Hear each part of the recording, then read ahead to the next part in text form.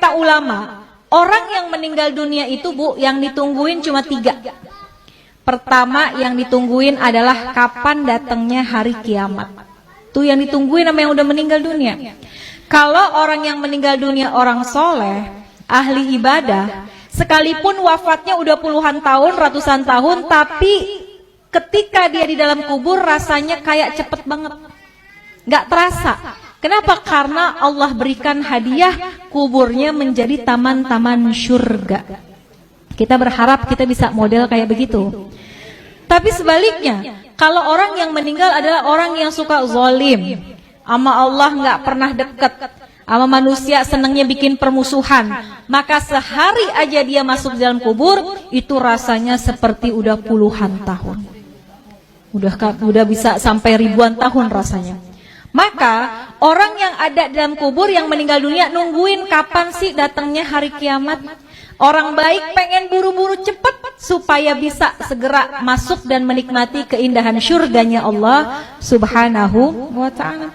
Orang-orang sebaliknya, orang-orang yang jahat, yang zalim pengen buru-buru juga datang hari kiamat. Dia pikir kelar siksaan kubur udah selesai. Padahal masih banyak siksaan yang lebih besar, yaitu ketika datangnya hari kiamat. Maka pertama orang yang meninggal nungguin kapan datangnya hari kiamat.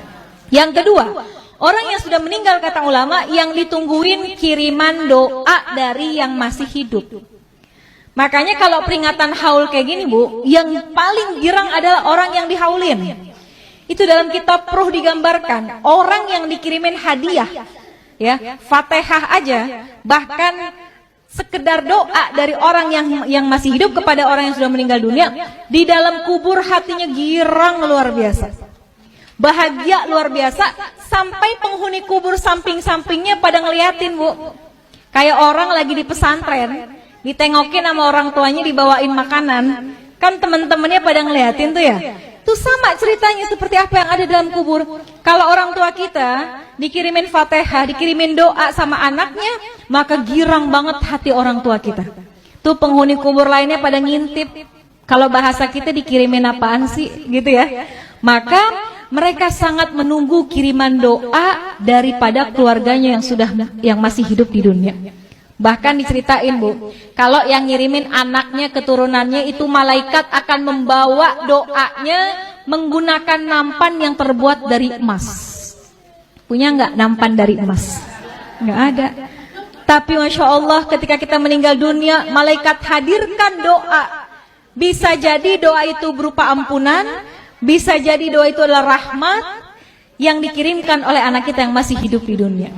Maka yang ditunggu-tunggu itu doa. Makanya Bu, kenapa kita penting banget punya anak yang ngerti agama, supaya ketika kita meninggal dunia, Fatihah nggak lepas dari lisannya. Yasin yang dibaca dikirimkan pahalanya buat kita. Kalau anak Bu ke orang tua, kalau kata guru saya, anak ke orang tua sekalipun nggak dia niatin khusus buat orang tua saya, sekalipun nggak disebut, pahalanya terus dialirkan oleh Allah kepada orang tua kita yang sudah meninggal dunia. Apalagi kalau diniatkan secara khusus. Besok nih bentar lagi mau kurban ya Bu, kita boleh sedekah pahalanya buat orang tua kita, tapi nama kurbannya adalah kita. Kita kirimin deh, kita berkurban, pahalanya kita niatkan buat orang tua. Itu tuh hadiah yang paling baik, yang paling bagus, yang ditunggu-tunggu sama orang tua kita yang sudah meninggal dunia. Yang ketiga, apa yang ditungguin sama orang yang meninggal dunia? Kiriman laporan dari malaikat. Tuh malaikat itu Bu ngirimin laporan tentang anak cucu keturunannya. Kalau anak-anaknya pada soleh, solehah, pada ahli ibadah, orang tua kita girang di dalam kuburnya. Ya Allah, girang hatinya.